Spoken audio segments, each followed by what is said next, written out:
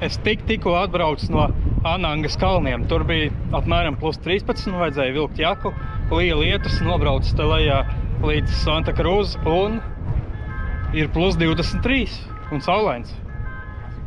Daži mākonīši tikai atnāk līdz šejienei. Tenerifes auditoriums, jeb pasākuma vieta un Joan Batistas nocietinājums no 18. gadsimta. Nocietināta celtne no 1756. Un šeit ļoti labi var redzēt, kā dabā izskatās kvadrātsakne. Kā jūs domājat, vai viņi šai vēja burai aizņēmās ideju no Sidnejas? Tur uz akmeņiem izskatās slavenība aleja, Madonna, Jimi Hendrix. Tā slavenība aleja turpinās gar visu piekrasti, līdz pat molam. Vecā nocietinājuma baterija, jeb viss, kas no tās palicis pāri. Joprojām te ostas malā un izskatās, ka esmu ietrāpījis krāmu tirdziņā, kurš notiek katru sestdienu reizi nedēļā. Kādēļ Latvijā nav šī te krāmu tirdziņa tradīcija? Vajadzētu mums ieviest, lai viņi notiek biežāk.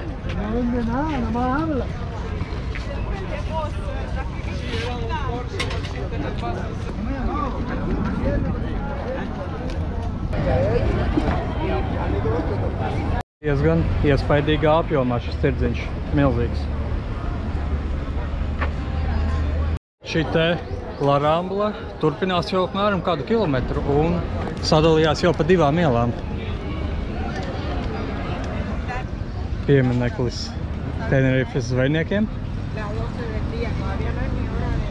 Ļoti labs maršruts pilsētas apskatei būtu lūk no vecpilsētas. Vecpilsētu atpazīsiet pēc baznīcas. Pilsētas lielais muzejs, dabas un vēstures muzejs. Un augšā pa šo taciņu cauri Nacionālajai bibliotekai garām šai plakanajai galvai. Iziesim cauri biblioteku un tur būs Āfrikas tirgus. Tenerifes mākslas telpa, Tēja. Mākslas telpa un Nacionālā biblioteka. Nacionālā biblioteka Tenerifē izskatās ir diennakts, arī svētdienās. Strādā visu nakti. Izejot ārā pa šo taciņu no Nacionālās bibliotekas, nonākam Āfrikas tirgu.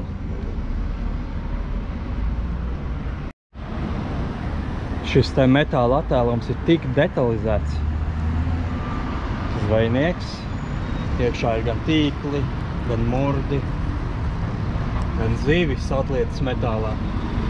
Mercado de Señora de Afrika.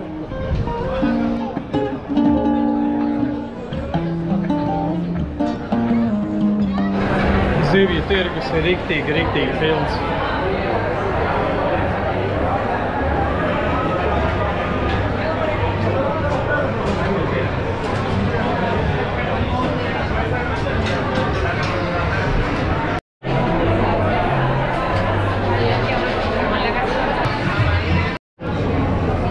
Pie visām tirgotavām milzīgas rindas. Paņēmu nogaršot vietējo sautējumu. Madeiras laukums. Isla de la Madeira. Santa Cruzas ūdens pienesēja. Ūdens ir, dzerams nav. Nav nekā apstādījuma augs.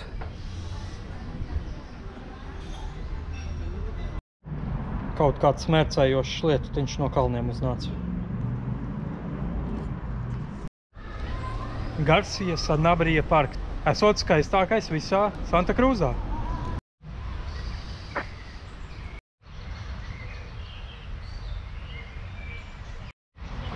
Palmu sugu daudzveidība.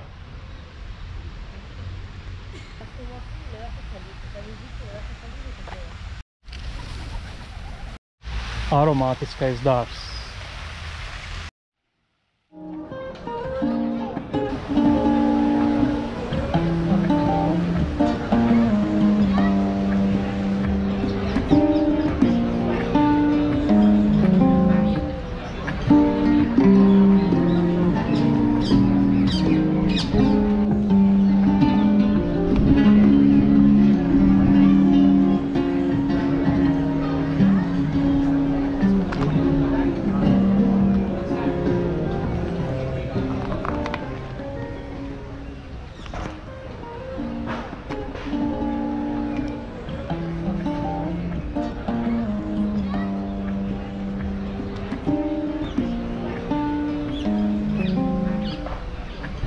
speciāli uztaisīt tāds, lai var atnākt paskatīties ziedošo krūmu.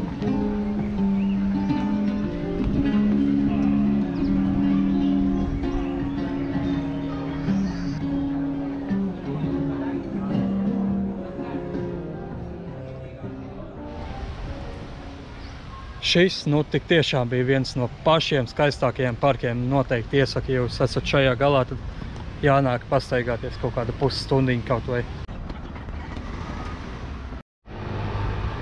Anšovu bars.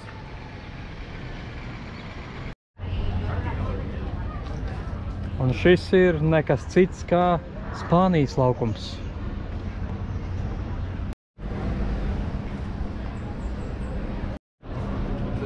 Turisma informācijas centrs. Tukšs un pamests un aizaudzis ar zirnekļu tīkliem.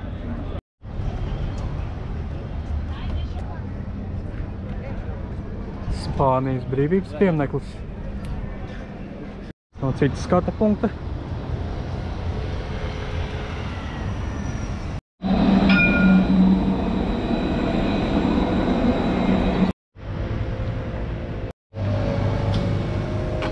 Tiek novākts viss, kas palicis pāri pēc tirdziņa.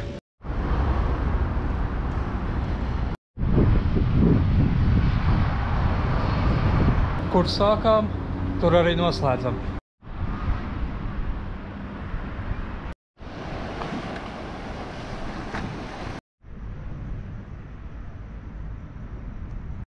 Dienā, kad tirdzniecība rit pilnā sparā, šo zīmējumus uz tām tirgus būdām nemaz tā nevar ieraudzīt. Gandrīz vai 3D zīmējums. Svētdiena, 10 vakarā, bet Nacionālā biblioteka vēl joprojām strādā. Wow, diezgan interesanti uztaisīt. Šeit tāda plaša ieeja. Augšējā stāvā visu var redzēt, kas notiek iekšā bibliotekā, ko katrs mācās.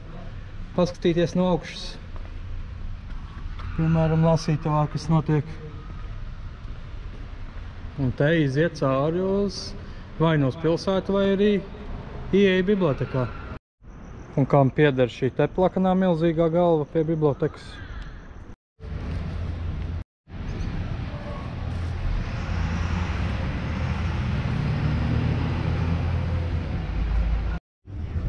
Šāds te eiforbija dzimtas koks no Etiopijas. Kanāriju salu rašanās un dzīvības šeit rašanās vēsture.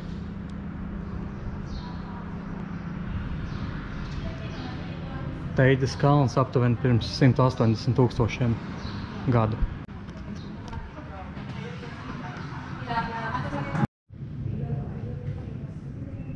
Dažādi veidojumi, kādi sastopami katrā no salām.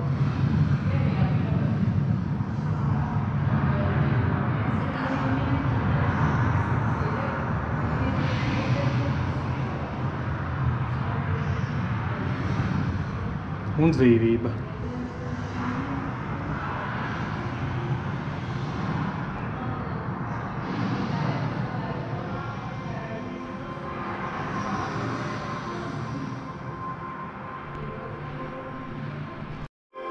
Ekosistēmas, kādas sastopams Kanāriju salās.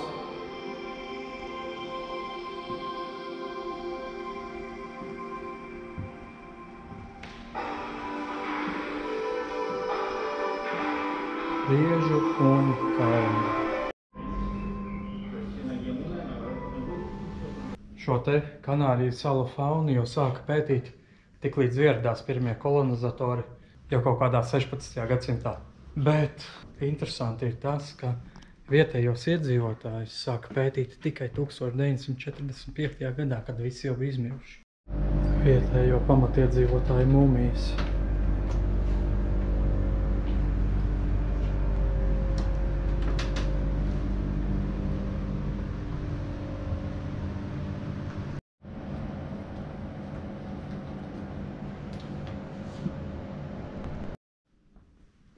Jūras iemītnieki, kādi sastopami šajā apkārtnē.